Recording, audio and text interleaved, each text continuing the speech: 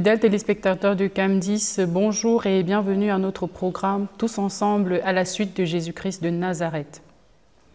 Comme tous les dimanches, nous avons le plaisir d'avoir sur le plateau avec nous notre invité spécial, le Père Landry Marie, qui est prêtre de l'Église orthodoxe d'Italie.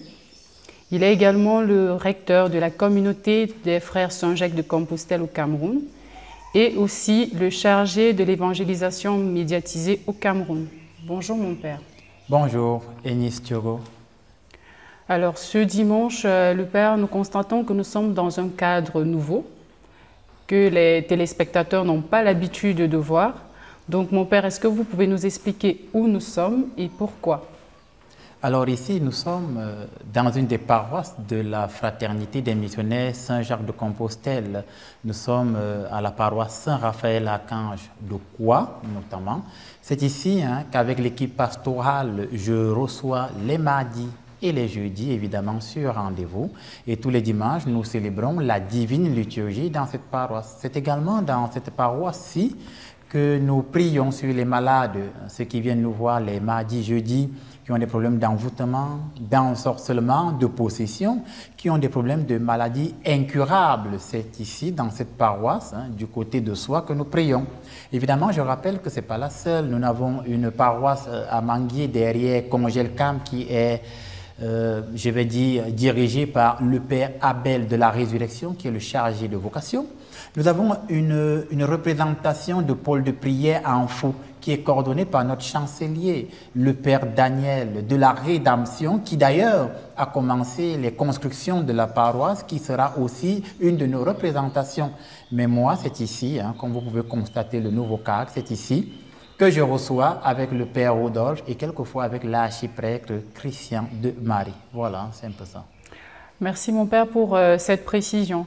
Alors nous remarquons qu'effectivement il y a une grande différence dans la structure, la présentation de cette paroisse qui fait carrément la différence avec les églises catholiques romaines.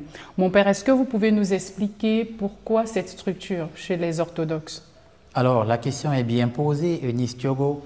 Je rappelle que le mot orthodoxe, déjà, pour ceux qui ne savent pas, signifie la juste ou la droite doctrine. Donc, l'orthodoxe qui se dit d'être chrétien ou prêtre est celui-là qui garde la juste et la droite doctrine. En ce qui concerne la structure de nos églises, l'orthodoxie a gardé, je vais dire, les structures architecturales anciennes. Les structures architecturales qu'on retrouvait, je vais dire, un peu même avant le Moyen-Âge, à la période antique. Cette structure nous rappelle la tradition juive. Pourquoi? Les Juifs, justement, construisaient leur temple de telle sorte que le peuple ne pouvait pas avoir accès à ce qu'ils appelaient le Saint des Saints. Et le Saint des Saints était gardé à l'intérieur de l'autel. Il y avait une barrière, comme vous pouvez constater, cette barrière-là. Et ces trois portes qui symbolisent aussi la porte royale, la porte du nord, la porte du sud, qui symbolisent aussi la Trinité. La porte principale, c'est celle par laquelle seul le prêtre est habilité à entrer au cours de la divine liturgie. Les assistants du prêtre vont passer notamment, je pense, par la porte généralement sud. Et quand il faut ressortir, on ressort par la porte nord. C'est pour montrer qu'en fait, l'orthodoxie a gardé cela. Et vous allez constater qu'il y a des représentations justement devant cette petite barrière devant l'autel. Et ces icônes, nous avons par exemple la Théotokos, c'est très important dans l'orthodoxie, la mère du Sauveur. De votre côté, on a la Théotokos. Là, juste derrière mon séminariste, là, on a le Sauveur. Et de l'autre côté, on a quelques représentativités d'anges et d'archanges. Ensuite, un peu plus haut, là, nous avons les représentations des 12 apôtres de Jésus. Tout ça pour dire quoi? Cette structure n'est pas faite au hasard. Cette structure montre que le Saint des Saints, l'autel sacré, est l'autel qui est placé sous la juridiction du Dieu d'Abraham, d'Isaac et de Jacob. Et autour de cet autel, nous avons la mère du Sauveur qui est présente, nous avons le Sauveur lui-même qui est présent, et nous avons la première communauté de Jésus, les 12 premiers apôtres qui sont justement présents aussi à l'autel. C'est ce que nous appelons donc la communion des saints. C'est un peu la différence avec le système catholique romain qui justement, avec le temps, a, je vais dire, enlevé cette tradition et qui aujourd'hui, par exemple, dit la messe en regardant le peuple, alors que dans l'orthodoxie, nous disons la messe avec le dos tourné pour dire qu'à la fois le peuple et nous, nous regardons Dieu en fait. C'est un peu ce que je pouvais dire. On peut épiloguer longtemps dessus, mais c'était quelques éclaircies que j'apportais pour nos téléspectateurs afin qu'ils comprennent que l'orthodoxie, c'est le fait de garder la juste doctrine. Voilà. D'accord, merci mon père pour ces précisions. Justement, dans le décor, nous voyons, les téléspectateurs peuvent remarquer que là, le père est là avec un séminariste et un aspirant. Justement, mon père, ça nous amène à nous poser la question qui est celle de savoir comment est-ce que vous réussissez à concilier à la fois votre ministère pastoral, voilà, et votre poste d'évangélisateur, et en plus de ça, de recteur dans la communauté des frères Saint-Jacques de Compostelle. Comment concilier toutes ces activités? Comment est-ce que vous vous organisez? Alors c'est vrai que c'est assez difficile, ça me fait avoir très peu de temps personnel pour moi-même. Vous l'avez dit, en tant que recteur, j'aide dans le système de formation intellectuelle et morale des séminaristes, hein, depuis leur noviciat jusqu'à sensiblement leur pré-crise. En tant qu'exorciste, je fais dans l'apostolat des malades, c'est le charisme de la communauté. Je suis dans les hôpitaux, je suis avec les malades, je prie sur les envoûtés, les possédés. Et en tant que responsable de l'évangélisation, vous le constatez, je dois enseigner le peuple. Alors, je pense que c'est une question d'organisation. C'est une question d'organisation. Je m'organise et j'ai un système disciplinaire assez rigoureux envers moi-même pour me permettre d'avoir du temps pour chacune des différentes activités. À cet effet, je rappelle, vous avez parlé des séminaristes, justement, je rappelle que l'abbé Toby Marie, qui est là, hein, est séminariste depuis longtemps dans la fraternité. Et là, nous avons un jeune aspirant qui est arrivé tout récemment.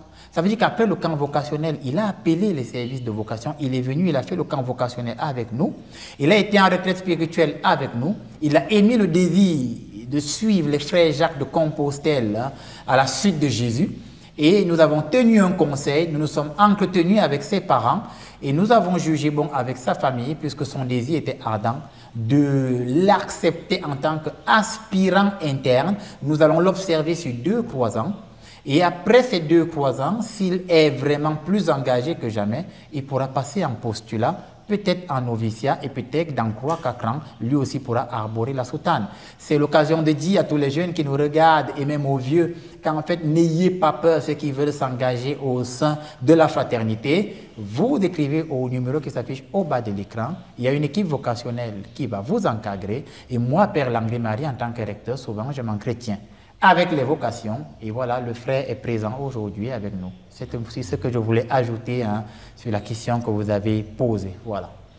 Merci mon père. Alors nous allons rentrer dans le vif du sujet. Comme tous les dimanches, nous sommes là pour méditer sur un thème préalablement choisi par le père Landry et sur un extrait de texte qui va nous édifier. Donc ce dimanche, le thème qui a été choisi, c'est le prophète Élie et sa parole. Le thème, c'est le prophète Élie et sa parole.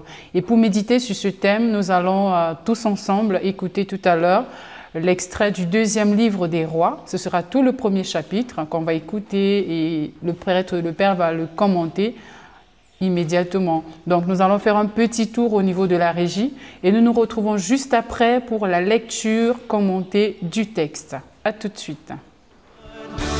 Thank you, Lord.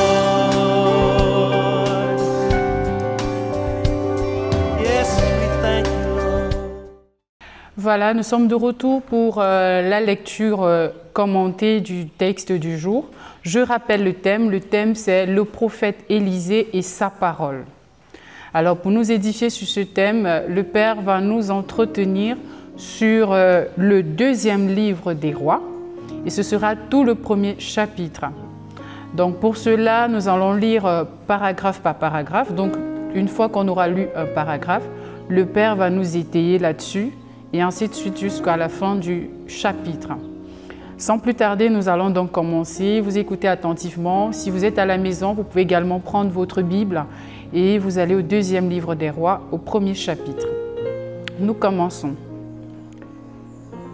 Après la mort d'Akab, Moab se révolta contre Israël. Ocosias tomba par la fenêtre de sa chambre haute à Samarie, et comme il n'était pas bien, il envoya des hommes en leur disant: « Allez consulter Baal-zébou, le dieu d'Écran, pour savoir si je guérirai de mon mal. » Mais l'ange de Yahvé dit à Élie à Tibé: « Lève-toi, va à la rencontre des messagers du roi de Samarie. Tu leur diras: n'y a-t-il donc pas de Dieu en Israël? Pourquoi aller consulter Baal-zébou, le dieu d'Écran? Puisque c'est ainsi, dit Yahvé, tu ne descendras pas sur le lit, tu ne descendras pas du lit sur lequel tu es monté, sache que tu vas en mourir. » Et Élie s'éloigna. Là, nous venons d'écouter le premier paragraphe. Donc, mon père, là, il s'agit d'un malade qui a besoin de savoir s'il va guérir. Qu'est-ce qu'on peut déjà comprendre de ce premier extrait? Alors, il faut dans un premier temps déjà comprendre qu'il ne s'agit pas de n'importe quel malade. Il s'agit d'Ozokias, c'est le roi. Et le roi, il tombe malade. Et quand il tombe malade, il va poser un geste dans ce premier paragraphe que vous avez lu qui éveille notre attention. Il envoie des émissaires pour consulter le dieu d'Écran. Ça veut dire qu'il demande sur sa maladie à consulter un autre dieu, une autre divinité que le dieu d'Israël, le dieu d'Abraham, le dieu d'Isaac, le dieu de Jacob. Donc la première chose qu'on peut retenir, c'est que le roi, étant malade, va chercher ou alors envisage une solution en dehors du Dieu créateur du ciel et de la terre. Il envoie les disciples ou alors ses serviteurs à Baal-zébou pour consulter le Dieu d'Écran.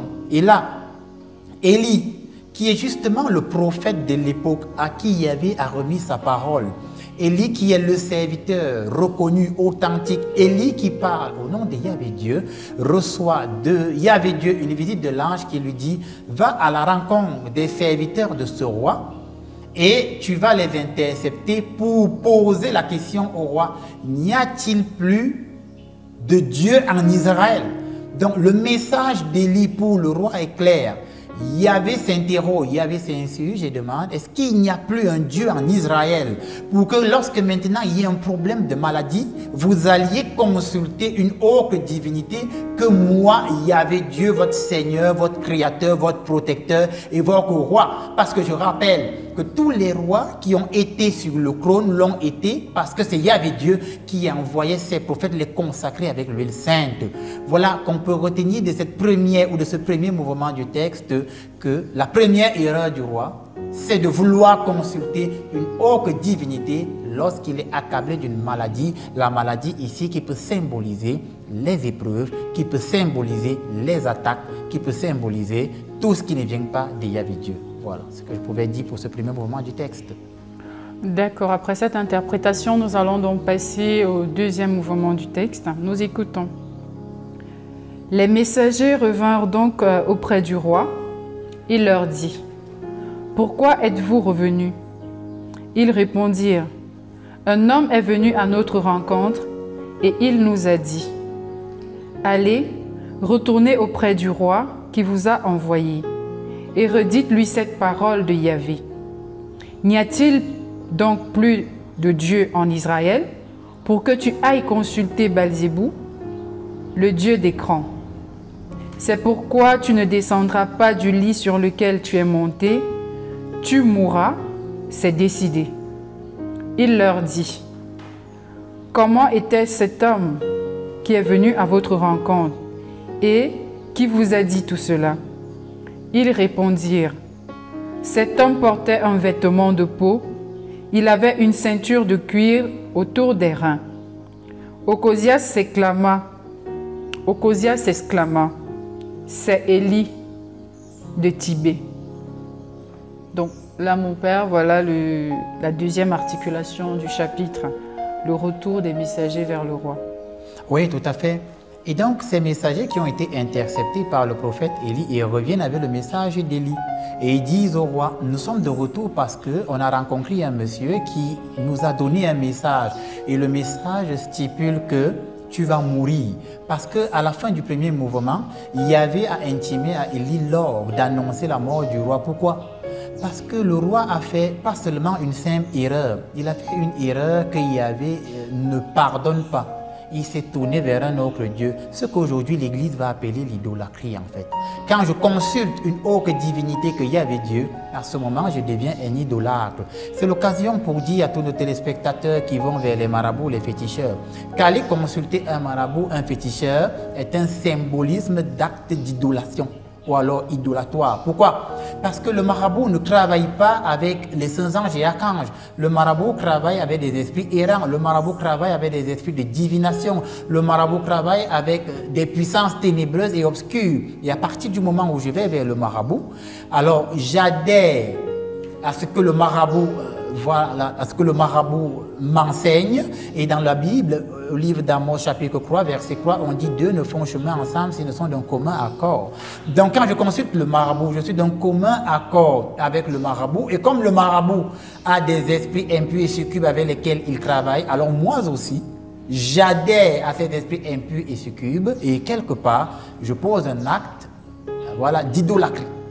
Et ces messagers qui reviennent donc vers le roi, ils lui disent, un homme nous a demandé de te donner ce message, et le roi à l'instant il reconnaît que c'est le prophète Élie, parce que le roi il connaît Élie.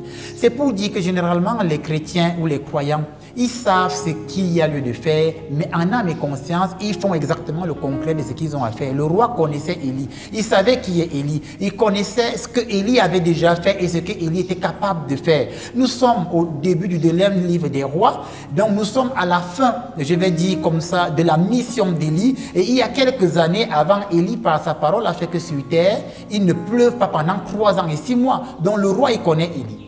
Nous sommes à la fin du livre d'Élie, et c'est Élie-là, il y a peu de temps, il est allé ressusciter des gens qui étaient morts. C'est le même Élie qui a demandé qu'on verse de l'eau sur l'Holocauste. Il a fait descendre le feu du ciel, tout le monde a vu que le Dieu d'Élie est puissant. Dans le roi, là, il connaît Élie. Mais il décide de consulter autre chose, et c'est pourquoi Yahvé envoie un message fort. Il lui dit, tu ne vas pas descendre de ton lit de malade, tu vas mourir parce que maintenant tu es devenu un idolâtre. Et donc les messagers, vous l'avez dit dans le deuxième mouvement du texte, reviennent avec ce message et ils lui disent, voilà ce que l'individu nous a envoyé dire, et le roi il reconnaît que ce message ne peut venir que du prophète Élie. Donc généralement les croyants et les chrétiens savent ce qu'ils ont à faire, mais en âme et conscience, ils font exactement le concret de ce qu'ils devraient faire. Voilà. D'accord, là nous allons passer au troisième mouvement du texte. Là il s'agit de la réaction du roi. Tout à fait. Voilà, donc nous écoutons. Il envoya vers Élie 50 hommes avec leurs chefs, qui montèrent à sa recherche. Ils étaient assis au sommet de la montagne. Le chef lui cria, « Homme de Dieu, c'est un ordre du roi, descends. » Élie répondit au chef des 50, « Si je suis un homme de Dieu, que le feu du ciel descende et te dévore toi et tes 50 hommes. » Et le feu du ciel descendit, il le dévora, lui et ses 50 hommes. De nouveau, le roi envoya 50 autres hommes avec un autre chef. Lui aussi cria, « Homme de Dieu, voici l'ordre du roi. Dépêche-toi de descendre. » Élie répondit, « Si je suis un homme de Dieu, que le feu du ciel descende et qu'il te dévore, toi et tes 50 hommes. » Et le feu de Dieu descendit du ciel, il le dévora, lui et ses 50 hommes également. Alors mon père, là nous avons la réaction du roi et d'Élie. Qu'est-ce qu'on peut retenir? Dans ce troisième mouvement du texte, on a quelque chose de marquant. Vous l'avez dit, c'est la réaction du roi, mais comment et de quelle manière est orientée la réaction du roi? Le roi a une réaction, je vais dire, de répression. Une fois qu'il reçoit le message de Yahvé Dieu par son serviteur Élie, il a une réaction de répétition, c'est-à-dire qu'il envoie des gens pour aller saisir Élie. Pourquoi? Il veut montrer à Élie que c'est lui le roi. Il veut montrer à Élie que même si toi tu parles au nom d'un Dieu, c'est moi le roi, c'est moi qui ai autorité, c'est moi qui ai la puissance de mater, d'écraser. C'est moi qui commande ici. Donc, il monte sur son piédestal. C'est où je veux en venir. Il s'enorgueillit. Première chose, il est malade. Il fait une erreur, il va consulter d'autres dieux. Et une fois que Yahvé lui dit, tu t'es détourné de moi et je vais te retirer le souffle de vie, il s'enorgueillit.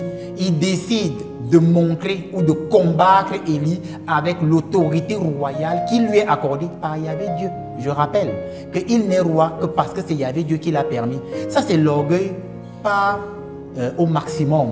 C'est l'orgueil à l'optimum, c'est l'orgueil au superlatif absolu. C'est-à-dire il n'y a pas un autre niveau d'orgueil que ce que Ozokias vient de faire. Il oublie que tout ce qu'il est, il est de par Yahvé. Il décide de s'enorgueillir au superlatif absolu. Et il envoie donc des soldats pour saisir Élie parce qu'il veut mater Élie. Et vous avez suivi dans ce mouvement la réaction d'Élie. Lorsque les soldats arrivent et le chef dit, homme de Dieu, descends, le roi m'envoie te saisir. Élie dit, si je suis un homme de Dieu, que le feu descende et vous consume. Ça, c'est très important. C'est pourquoi le thème s'intitule « Le prophète Élie et sa parole ». Pourquoi? Parce que quand tu es un serviteur de Dieu, ce que tu dis, Yahvé Dieu le confirme à l'instant T. Quand tu es un vrai serviteur de Dieu, quand l'esprit de Yahvé est sur toi, quand l'Esprit Saint est avec toi, ce que tu dis, Yahvé le confirme par les actes au vu et au su de tout le monde. C'est pourquoi Élie dit, si je suis un homme de Dieu, comme pour dire aux soldats, si je ne suis pas un homme de Dieu, cela ne s'accomplira pas. Mais comme il sait qu'il est un homme de Dieu, et il sait que Yahvé est avec lui, il dit, si je suis un homme de Dieu, que le feu descende et vous consume. Et à l'instant, la Bible dit que le feu est descendu et les a consumés. Et la deuxième vague de soldats vint à nouveau avec, je vais dire, la même injonction du roi. Et le chef de la deuxième vague dit, homme de Dieu, le roi m'envoie te donner des ordres de me suivre. Et il dit, tu l'as dit, si je suis un homme de Dieu, qu'est-ce qu'on peut retenir pour nos téléspectateurs? C'est quoi? Le serviteur de Dieu, le prêtre qui a le Saint-Esprit, le pasteur qui a le Saint-Esprit, je vais dire comme ça, l'apôtre qui est à la suite de Jésus qui est de Nazareth, quand il dit une chose, la chose s'accomplit. Quand vous êtes avec l'Esprit de Dieu, c'est l'Esprit Saint, dit l'apôtre Paul, qui rend témoignage que vous êtes fils de Dieu. C'est l'Esprit Saint qui agit, c'est l'Esprit Saint qui manifeste, c'est pas toi. Et l'Esprit Saint confirme la parole que tu dis. Et donc, Élie les a tous consumés par la parole. Je rappelle que la parole est le moyen par lequel Dieu se manifeste, Dieu crée, il bénit, il maudit par sa parole. Voilà ce que je pouvais dire à ce sujet. Merci mon père. Mais là, on a une question à deux reprises. Pourquoi est-ce que le roi n'a pas obtempéré quand il a remarqué que les 50 premières personnes sont mortes? Pourquoi il s'est toujours entêté? C'est quoi cette attitude? Voilà. C'est une très bonne question. Pourquoi, après qu'on ait eu à consumer la première vague, le roi a quand même insisté en envoyant une seconde vague? Pourquoi? On appelle ça l'incrédulité, c'est-à-dire le fait de ne pas croire en ce qui est évident, en ce qui est clair, en ce qui est vérifié et vérifiable. Je n'y crois pas, c'est l'incrédulité. Je m'explique. Lorsqu'on vient, on dit au roi, il y a le feu qui est descendu du ciel, qui a consumé. Et c'est le prophète Élie, le serviteur de Dieu, qui a ordonné que cela soit. Il n'y croit pas. Et c'est parce qu'il n'y croit pas, il dit que la deuxième vague s'en va, c'est l'incrédulité. Et aujourd'hui, le chrétien vit l'incrédulité lorsqu'il va à la messe. Et on lui dit, voici le corps et le sang du Christ. Il communie et il va voir le marabout, c'est l'incrédulité. Il ne croit absolument pas que ceci est le corps et le sang de Jésus. Et une fois qu'il communie au corps, au sang de Jésus, il s'en va voir les marabouts parce que pour lui, ce qu'il vient de manger, c'est du pain. Ce n'est pas le corps et le sang de Jésus, c'est de l'incrédulité. Et qu'est-ce qui se passe? La conséquence est directe. L'apôtre Paul dit dans la lettre aux Corinthiens, il y en a qui communient pour leur propre mort. Et quand il s'en va voir les marabouts, comme il a communié et qu'il s'en va voir le marabout, c'est de l'idolâtrie, on appelle ça un sacrilège. Alors à ce moment, il a communié pour sa propre mort. Et qu'est-ce qui se passe? Après avoir communié, il s'en va voir le marabout. Alors une situation incroyable arrive à ses enfants. et il ne fera jamais le lien que c'est parce que son incrédulité l'a poussé à faire de l'incrédulité et à désacraliser le corps de Jésus parce qu'il n'y croit pas. Et le roi aussi, dans son incrédulité, s'est donc entêté. C'est un trait fort à la nature humaine. Les gens sont incrédules de jour en jour en ce qui concerne Dieu et ses œuvres. Voilà ce que je pouvais dire à ce sujet. D'accord, merci mon père pour la précision. Nous allons donc passer au 4e mouvement, très important d'ailleurs de notre texte. Donc nous écoutons. Une 3e fois, le roi envoya 50 hommes avec leurs chefs. Arrivé près d'Élie, le 3e chef se mit à genoux et il le supplia. Il lui dit, « Homme de Dieu, je suis ton serviteur. Que ma vie et celle de mes hommes comptent un peu pour toi. Le feu de Dieu est déjà descendu du ciel. Il a dévoré les 2 premières personnes avec les 50 hommes. S'il te plaît, épargne ma vie à présent. » Voilà un mouvement du texte un peu surprenant. Ouais.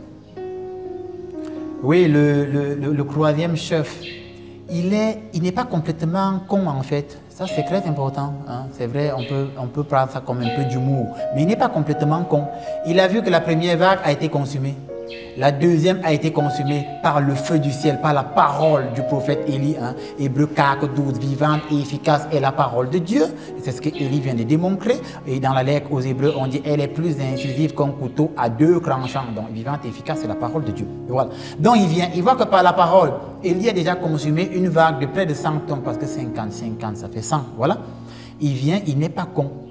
Et lui, il a la crainte. Voilà. Et le livre de la sagesse dit que le commencement de la sagesse commence par la crainte de Dieu. Il a la crainte. Il est apeuré et il craint. Donc finalement, sa crainte fait en sorte qu'il devient un homme sage. C'est important. Maintenant, il faut distinguer la crainte de la peur. Voilà. La peur, ce n'est pas de la crainte. La peur, c'est que je suis dans un état où je suis affolé et où je sens que le mal va m'arriver de manière indubitable, nécessairement.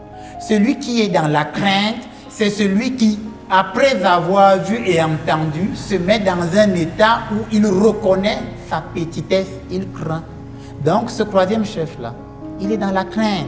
Et comme la sagesse dit, la sagesse vient avec, tu peux dire comme ça, dans le livre de la sagesse, on dit que la croyance en Dieu commence avec la crainte. Comme il craint, finalement, il reconnaît sa petitesse, il reconnaît sa finitude. Et il dit à Élie, tu as déjà consumé une première vague, une deuxième vague, que ma vie compte un peu à tes yeux et que la vie de mes hommes compte un peu à tes yeux. Donc il reconnaît sa petitesse devant la puissance de Dieu, devant l'onction d'Élie. Il reconnaît sa petitesse, il se met à genoux. Et ça, c'est important dans notre vie chrétienne. Nous devons avoir la crainte de Dieu. Parce que si tu n'as pas la crainte de Dieu, le feu peut descendre du ciel te consumer. Toi qui m'écoutes à la maison et qui vas voir les marabouts, les féticheurs. Toi qui m'écoutes à la maison et tu vas voir les chiromanciens. Toi qui m'écoutes à la maison et qui est dans les sectes ésotériques, je te le dis. Tu dois avoir la crainte de Dieu. Si tu n'as pas la crainte de Dieu, le feu peut descendre du ciel et consumer ta famille du jour au lendemain. Et vous qui m'écoutez à la maison, qui êtes accrochés à cette émission, si vous avez des rendez-vous avec des marabouts, vous devez arrêter et vous devez annuler vos rendez-vous parce que sur le chemin où tu iras voir le marabout, je te le dis en tant que serviteur de Yahvé Dieu, un malheur peut t'arriver. C'est important, je veux que nos téléspectateurs comprennent. Vous qui venez à l'église et qui mercredi ou jeudi avez des rendez-vous avec les féticheurs, je vous le dis, si vous y allez, un malheur va vous arriver et ce n'est pas autorité de Yahvé que je parle. Et là, je parle à ceux qui regardent cette émission. Voilà. Et donc, ce 3e bonhomme-là, il a la crainte et la crainte le met dans un état d'humilité. Donc, nous devons apprendre à avoir la crainte de Dieu et nous rabaisser devant la grandeur de l'onction de la puissance de Dieu. Voilà. D'accord, merci mon père. Nous allons donc passer à la dernière phase, à la dernière étape de ce chapitre. Je rappelle les références. Nous sommes là en train de méditer sur le 2e livre des rois et c'est tout le 1er chapitre qui nous intéresse dans le thème « Le prophète Élie et sa parole ». Nous écoutons donc le dernier extrait. Alors l'ange de Yahvé dit à Élie, « Descends avec lui, tu n'as rien à craindre de sa part. » Il se leva donc et descendit avec eux auprès du roi. Il lui dit, « Voici ce que dit Yahvé Dieu. Parce que tu as envoyé des messagers pour consulter Baal-Zébou, le dieu d'écran, tu ne descendras pas du lit sur lequel tu es monté. Tu mourras. » C'est décidé. Ocosias mourut en effet, selon la parole de Yahvé.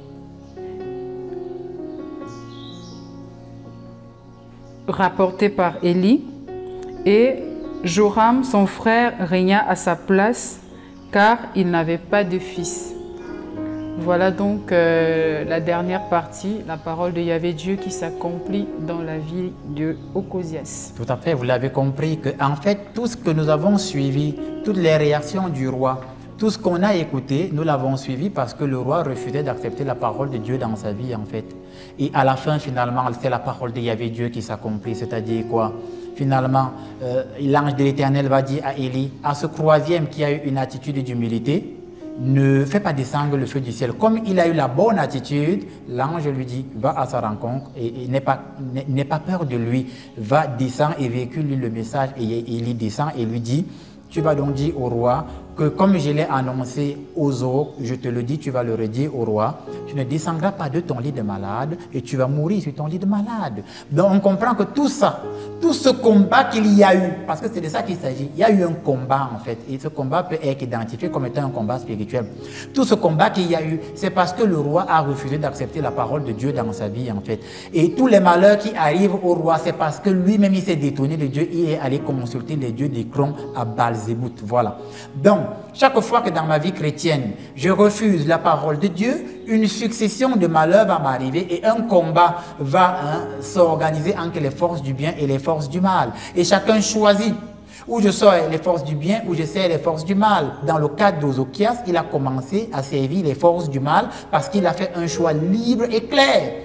Et chacun qui nous écoute à la maison se pose la question, est-ce que je fais partie de ceux qui servent les forces du mal ou est-ce que je fais partie de ceux qui servent les forces du bien?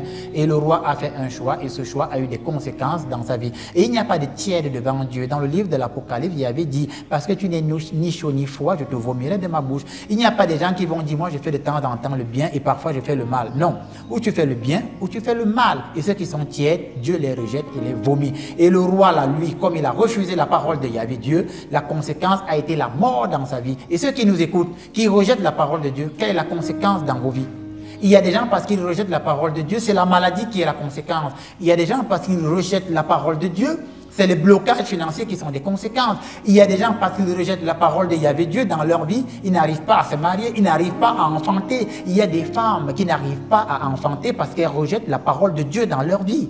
Et chaque fois que je rejette la parole de Dieu dans ma vie, c'est la présence même de Dieu que je rejette. Et comme c'est la présence de Dieu que je rejette, la conséquence est directe et claire. Le malheur s'abat sur moi. Et le malheur le plus ultime, c'est que je perds de ma vie. Et le roi Ozokias a perdu sa vie. Mais pour nous aujourd'hui, au 21e siècle, perdre sa vie, c'est pas forcément mourir physiquement. Pour nous, au 21e siècle, être coupé de Dieu signifie que tu es mort spirituellement, bien qu'étant vivant. Dans l'évangile de Matthieu, Jésus dit, laissez les morts enterrer leurs morts, c'est-à-dire laissez ceux-là qui vivent dans les ténèbres, qui sont coupés de Yahvé Dieu et qui vivent dans l'obscurantisme, laissez-les aller enterrer ceux-là aussi qui étaient coupés de Dieu, qui vivaient dans l'obscurantisme, et entre eux, l'enfer est déjà réservé pour eux. Et vous qui vivez dans la lumière, venez et suivez-moi. Voilà ce que je pouvais apporter comme élément d'explication à notre texte que vous avez brillamment lu et dont nous avons livré la teneur à nos téléspectateurs. D'accord, chers fidèles téléspectateurs, nous venons tous d'écouter la lecture commentée du deuxième livre des rois. C'était tout le premier chapitre qui a été commenté par le Père. Et tout à l'heure, nous allons passer à la phase de questions. Mais comme vous le savez déjà, si vous souhaitez interagir ou alors laisser des questions ou contacter le Père, il suffit d'envoyer par SMS, WhatsApp ou appel le numéro qui s'affiche au bas de l'écran. Je vous rappelle également le thème. Ici, il s'agissait du prophète Élie et de sa parole qui s'est accomplie dans la vie du roi Ocosias. Alors, nous allons faire un petit tour au niveau de la régie. Et juste après ce petit tour, nous allons vous faire découvrir un reportage très parlant, très édifiant sur des événements qui se sont récemment passés en communauté du côté de la fraternité des frères Saint-Jacques de Compostelle. On se dit à tout de suite. Yes, we thank you, Lord.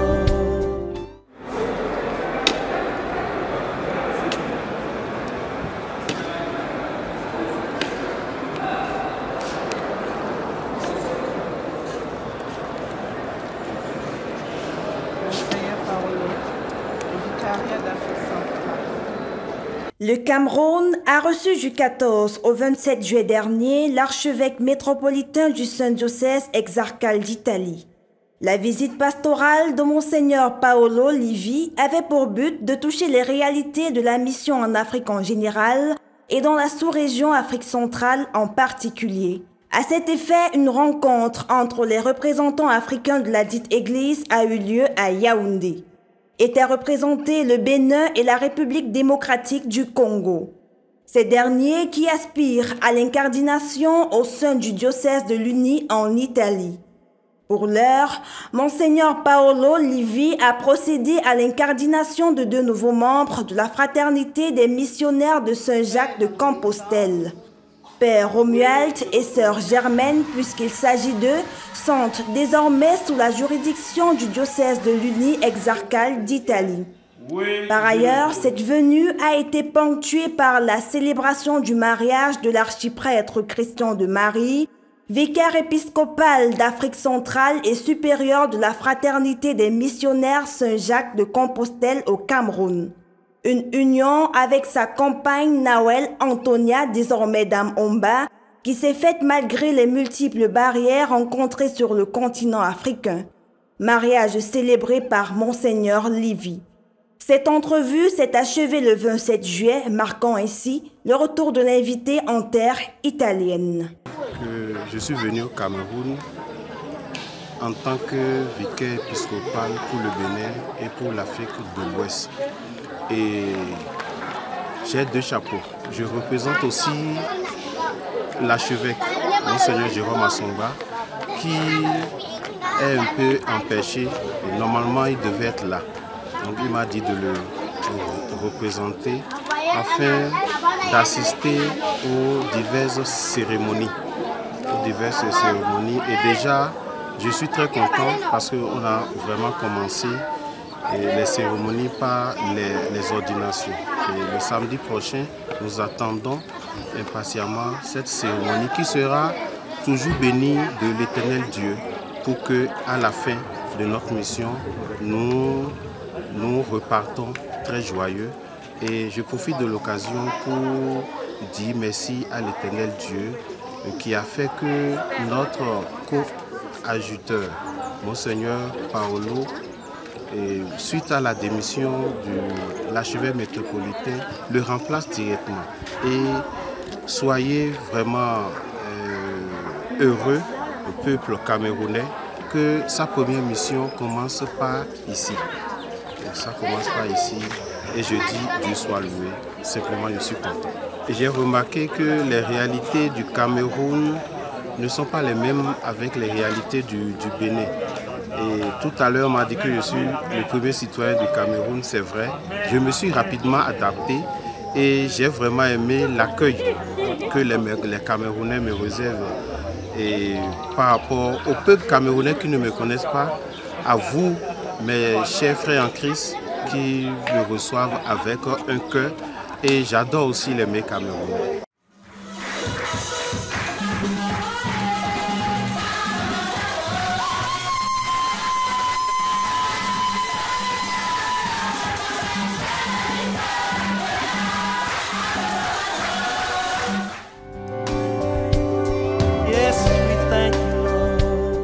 Nous voilà de retour sur le plateau. Nous venons tous de regarder avec beaucoup de joie et d'émotion le reportage qui portait sur une récente visite de l'évêque Monseigneur Paolo Livi au Cameroun, donc en terre camerounaise, où il avait plusieurs missions, parmi lesquelles le mariage du père Christian, le supérieur de la communauté, mon père.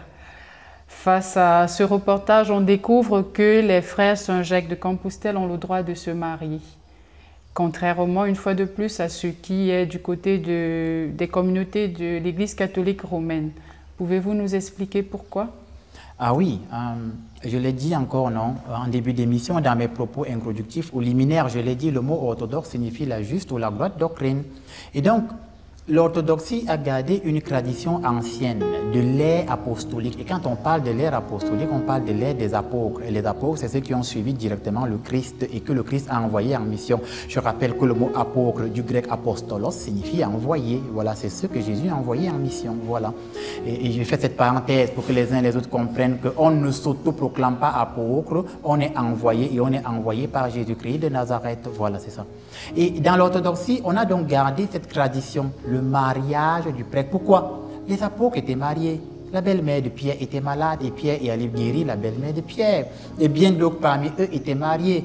Et donc, lorsque l'Église s'est développée, l'orthodoxie a jugé bon de garder cette tradition apostolique. Parce que dans l'orthodoxie, nous pensons et nous croyons que le bon prêtre va d'abord s'identifier à la manière dont il gère sa propre famille. Ça, c'est notre doctrine dans l'orthodoxie. Nous pensons que si un prêtre arrive à gérer sa propre famille dans la droiture, dans la vertu, dans la prière, au vu et au su de tout le monde, s'il arrive à contenir sa famille dans ses grâces de prière et de vertu, alors il est capable, évidemment, de prendre soin du peuple de Dieu. Ça, c'est l'orthodoxie. Parce qu'on se dit que sa famille sera un reflet de comment il pourrait gérer sa propre communauté paroissiale ou alors les âmes que le Seigneur enverrait, je vais dire comme ça, à sa charge ou à sa responsabilité. Alors oui, le Père Christian, l'archiprêtre, s'est marié et c'est Monseigneur Paolo qui est quitté d'Italie, comme vous l'avez vu dans le reportage, qui a célébré, officié au dit mariage. C'était un mariage beau, c'était bien. Donc oui, le prêtre orthodoxe se marie, comme les séminaristes que vous voyez à côté de moi. Quand le moment de les ordonner viendra, il va falloir qu'ils se marient avant qu'on les ordonne. Ça, c'est la tradition orthodoxe même. Au niveau du diaconat, tu te maries à l'église et à la mairie si tu veux, mais pour nous, c'est l'église qui est le plus important. Tu te maries à l'église avant qu'on ne t'ordonne prêtre. Voilà. Sinon, tu ne seras pas ordonné prêtre. Pour dire aux séminaristes qui sont là, ils le savent. S'il ne se marie pas avant, il ne sera jamais ordonné prêtre. Si on respecte l'orthodoxie et nous, dans la fraternité, nous faisons l'effort de respecter, évidemment. Monseigneur était aussi là, on l'a suivi dans le reportage, pour essayer de toucher les réalités de la mission dans la sous-région d'Afrique centrale. Et il y avait la représentation du Bénin avec Monseigneur Étienne, vicaire épiscopal, on l'a vu dans le reportage. Il y avait également les prêtres qui aspirent du Congo. Pour dire qu'il y a des gens qui aspirent à entrer dans notre diocèse, Monseigneur est venu, on a réfléchi sur leur cas et on verra dans les mois à venir si on les incardine ou pas. Voilà ce que je pouvais dire sur ce reportage. Voilà. Justement, mon père, en parlant d'incardination, dans le reportage, nous avons également remarqué qu'il y a un prêtre et une religieuse qui ont été incardinés. Oui, tout à fait. Est-ce que vous pouvez nous dire un mot là-dessus? Alors, le père Romuald et la sœur Germaine sont des prêtres qui venaient de d'autres communautés religieuses qui cheminaient avec nous depuis près d'1 an en tant qu'aspirants. Et après avoir étudié leur cas, le conseil communautaire a jugé bon de soumettre leur cas à son éminence, Monseigneur Paolo Livi, pour qu'il les incardine, parce que nous avons vu qu'ils sont de bonne moralité, ils sont engagés, ils ne sont pas saints, ils ne sont pas parfaits, mais on a vu qu'au niveau de leur rectitude morale, il y a quelque chose de bien. Et on a vu qu'ils se sont très vite acclimatés à la doctrine orthodoxe, justement. C'est pourquoi nous avons jugé bon de permettre à l'évêque de les incardiner. Aujourd'hui, ils sont reconnus par le diocèse de l'Uni et ils sont frères de la fraternité des missionnaires Saint-Jacques de Compostelle. L'occasion pour moi de leur souhaiter encore la bienvenue parmi nous et beaucoup de courage car les persécutions seront nombreuses. Ce que je sais de ce pays-là, c'est que quand tu n'es pas catholique romain, on crie partout que tu es dans les sectes et les cercles ésotériques. Donc je leur souhaite bon courage et leur dis qu'ils sont au bon endroit, au bon moment. Par la grâce de Dieu, ça va aller. Voilà ce que je pouvais dire à ce sujet. Merci mon père. Alors nous allons passer à notre phase questions-réponses. Donc voilà, nous avons des personnes qui ont déjà réagi par rapport au texte, par rapport au train de vie commun du quotidien. Oui. Nous allons donc répondre à quelques questions que nous avons triées au volet, étant donné que le temps ne nous permettra pas de répondre aux questions de tout le monde. Oui. Donc on va trier celles qui sont plus importantes ou alors les premières qui sont arrivées et on va apporter des réponses à ces questions-là. D'accord. Sans plus tarder, nous allons commencer par la toute première question qui nous vient du frère Damien. Voilà, sa question, voilà, il la formule. Bonjour mon père, je suis sans enfant et à l'hôpital, on ne diagnostique quasiment rien. Tous les examens médicaux sont négatifs. Est-ce que juste par la parole d'un serviteur de Yahvé, je peux guérir? Alors on va très vite répondre au frère Damien comme le temps nous est imparti. Est-ce que par la parole d'un serviteur, il peut guérir? Oui. Si et seulement si tu as la foi. Or, il se trouve qu'on n'a pas un appareil pour mesurer le degré de foi. Voilà où la problématique va intervenir. Ça veut dire qu'un serviteur de Yahvé Dieu peut déclarer une parole de guérison dans ta vie. Si tu n'y crois pas, comme Ozokias, justement, si tu es incrédule, justement, eh bien, cette parole du serviteur qui, lui, l'a dite avec la force que Yahvé lui donne, si tu n'y crois pas, tu ne verras pas la guérison s'accomplir. D'ailleurs, Jésus, chaque fois qu'il accomplissait un signe, un prodige, il disait toujours, va, ta foi t'a sauvé. Donc, le frère Damien, si tu y crois, évidemment, tu auras la guérison au nom de Jésus. Beaucoup de courage et que Dieu te bénisse. Sans plus tarder, nous allons passer à la deuxième question qui nous vient du frère Julien. Bonjour mon père, pourquoi Élie brûle-t-il les soldats? Dieu n'est-il pas amour? Ça vient de qui déjà? Julien. Très bien, Julien. Nous allons très vite répondre au frère Julien. Pourquoi est-ce que Élie brûle les soldats? Est-ce que Dieu n'est pas amour? Dieu, il est amour. Mais, comme je dis souvent quand je forme les séminaristes, si Dieu pardonnait tout, personne n'irait en enfer. Voilà. S'il y a des gens qui vont en enfer, c'est que Dieu, dans son amour, a des limites. Et les limites de Dieu, ce n'est pas parce qu'il est humain. Les limites de Dieu interviennent à partir du moment où nous le rejetons dans notre propre vie. C'est-à-dire que l'action miséricordieuse de Dieu se limite avec ta liberté qui le rejette lui. Et justement, Ozokias a rejeté la parole de Yahvé Dieu. Donc, il a rejeté Dieu dans sa vie en allant consulter les dieux de Baal, Sébout, les dieux d'Escron. Et comme il l'a rejeté, il a entraîné avec lui ses soldats. La conséquence se déploie à la fois sur lui et sur tous ceux qui sont d'un commun accord avec lui, c'est-à-dire ses soldats. Donc, ce n'est pas l'amour de Dieu qui est en question, c'est le rejet de l'homme qui refuse d'accepter la parole de Dieu dans sa vie, en fait. Voilà ce que je pouvais dire. Dieu est amour, mais il n'impose pas sa miséricorde. Il la propose. Ozokias et ses soldats l'ont refusé. La preuve que Dieu est miséricordieux. Le troisième a accepté de reconnaître l'autorité d'Élie et de Dieu dans sa vie, et Élie a épargné à sa vie. Ça, c'est la miséricorde de Dieu. Voilà ce que je pouvais dire à ce sujet. D'accord, merci mon père. Nous allons donc prendre une toute dernière. C'est vrai, elle n'a pas de rapport avec le texte, c'est plutôt une question dans le commun, dans la vie du quotidien. Elle nous vient du frère Aurélien. Voilà. Bonjour mon père, dans ma maison, nous dormons tous mal. Nous faisons des mauvais rêves, nous avons des bagarres dans les songes. Est-il possible que vous veniez dire une messe chez moi? Oui, évidemment. Je suis prêtre et en tant que prêtre, j'ai des familles qui m'invitent pour aller dire des messes chez eux. Évidemment, non. Vous prenez attache avec nous dans le ministère, il y a un numéro qui s'affiche au bas d'écran. Hein, vous tomberez sur mes assistants ou mon assistante. Elle va échanger avec vous et elle va voir dans quelle mesure on peut réunir le conditionnement. Et si c'est pour dire une messe, je viendrai, je dirai la messe chez vous. Et si c'est compliqué, on peut bénir la maison si cela s'impose. Alors oui, je peux aller dire des messes chez des gens. C'est d'ailleurs ce que je fais au quotidien dans le cadre de mon ministère, l'apostolat d'exorcisme. D'accord. Il y a un deuxième volet de sa question. Il demande également, est-ce qu'on peut vous inviter, évangéliser dans un groupe de prière autre que votre assemblée? Et si c'est possible de vous inviter, qu'est-ce qu'il faut faire?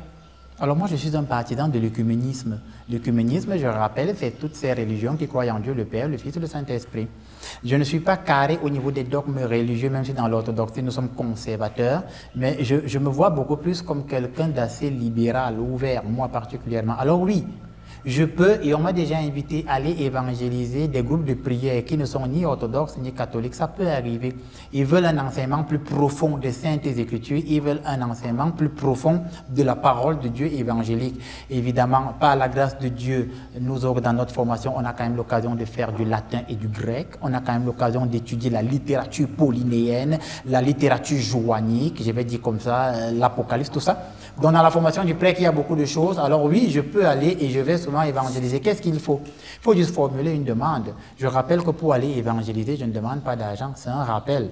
Si quelqu'un se lève et dehors et dit, pour que le Père Langry soit venu évangéliser ici, il nous a demandé de l'argent, c'est un menteur en fait. Je ne demande pas de l'argent pour aller évangéliser parce que j'ose croire que si Dieu m'a donné un charisme de prédicateur, c'est un don de Dieu et je le mets au service du peuple pour la plus grande gloire de Yahvé Dieu. Évidemment, celui qui déplace un serviteur de Dieu tient juste compte qu'il a déplacé un serviteur de Dieu, le peu qu'il a, il donne au serviteur de Dieu et nous le prendrons à bras ouverts et nous serons contents. Voilà. Merci mon père. Là, nous sommes arrivés pratiquement au terme de notre échange, de notre programme. C'est vrai, il y a d'autres questions. Je pense qu'on pourra répondre à d'autres occasions. Donc là, vu que le temps nous est imparti, on va se quitter, mais mon père, justement, nous avons de plus en plus des remarques, des appels et des remerciements des personnes qui regardent l'émission et à la fin de l'émission participent à la méditation, à la prière de fin, des retours des personnes qui se sentent nettement mieux. Donc, une fois de plus ce dimanche, nous allons vous demander de dire une prière pour nos téléspectateurs qui nous regardent pour la première fois et tous ceux qui ont l'habitude de nous regarder. Très bien, nous fermons les yeux, nous baissons la tête et nous prions avec tous les téléspectateurs qui ont regardé ce programme. Je prie au nom de Yahvé Dieu pour toutes les personnes qui nous ont suivis en lieu et place, comme le prophète Élie déclarait des paroles et par sa parole le feu descendait et a consumé ceux qui ne venaient pas de la part de Yahvé Dieu. Je prie dans votre vie que toutes les personnes qui ne viennent pas de la part de Yahvé Dieu, que ce soit les sorciers de vos familles, ceux qui boivent le sang humain, ceux qui mangent la chair humaine, je prie que par autorité du Dieu d'Abraham, d'Isaac et de Jacob, que ces personnes dans votre vie soient consumées au nom puissant de Jésus-Christ. Je prie contre toute maladie incurable qu'on a déclarée sur vous à l'hôpital, des maladies dont on ne trouve pas la solution, que par autorité de Yahvé, dont je suis apôtre et serviteur, que la maladie incurable qui se manifestait vous lâche et que vous guérissiez à l'instant au nom de Jésus-Christ. Enfin, je prie pour toutes ces personnes qui ont traversé des crèmes mystiques et ces crèmes mystiques les ont bloquées au niveau des pieds et des mains. Que par autorité de Yahvé Dieu, l'influence de ces crèmes mystiques soit brisée dans votre vie au nom du Père, du Fils et du Saint-Esprit. Tout cela, c'est à toi Jésus que nous le demandons. Toi Jésus notre ami, toi Jésus notre frère, toi Jésus Dieu, aujourd'hui et à jamais. Ainsi soit-il. Amen. Merci mon Père pour cette prière. Nous sommes arrivés au terme de notre programme et nous prenons rendez-vous pour dimanche prochain. Ce sera l'occasion pour nous de vivre notre édition spéciale fin du mois. Tout à fait. Donc avec plus de méditation, je vous invite à être au rendez-vous lorsqu'il sera 18 h sur la même chaîne, CAM10, canal 311. Restez scotchés et pour toutes les personnes qui veulent revivre les enseignements passés, vous pouvez aller suivre le Père Landry sur sa page YouTube. Il suffit de taper sur la barre de recherche « Père Landry Marie ». Vous aurez accès à toutes les émissions qui sont déjà passées sur ce plateau, qui ont déjà été diffusées. On se dit donc à dimanche prochain. Portez-vous bien et soyez bénis. Au revoir.